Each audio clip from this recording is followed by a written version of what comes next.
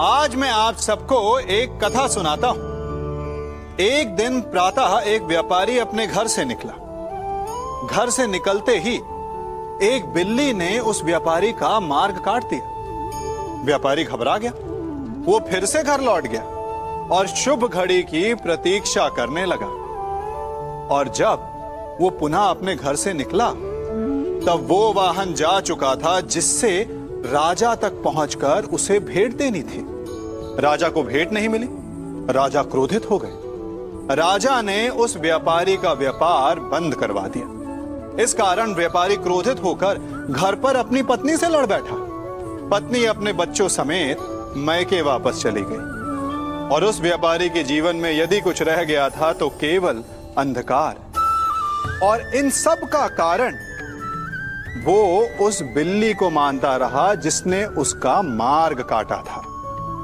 ऐसा ही एक दूसरा व्यापारी राजा को भेंट देने निकला और उस व्यापारी का मार्ग भी एक बिल्ली ने काट दिया।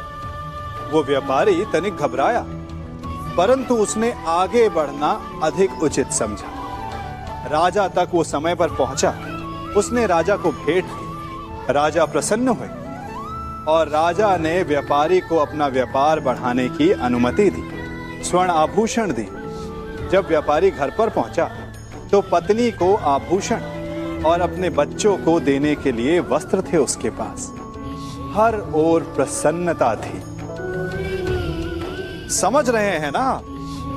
दोनों के साथ एक ही प्रकार की घटना हुई, परंतु दोनों की प्रतिक्रिया भिन्न थी। ऐसा ही हमारा जीवन भी है। हमारे जीवन में प्रारब्ध का अपना स्थान है, परंतु उससे कई अधिक महत्वपूर्ण हमारी प्रतिक्रिया, हमारे सोच का प्रभाव है। क्योंकि यही हमारे जीवन को आकार देते हैं। इसलिए अपनी सोच को सकारात्मक रखिए। आपका जीवन सदैव आनंदमय रहेगा। स्वयं विचार कीजिएगा।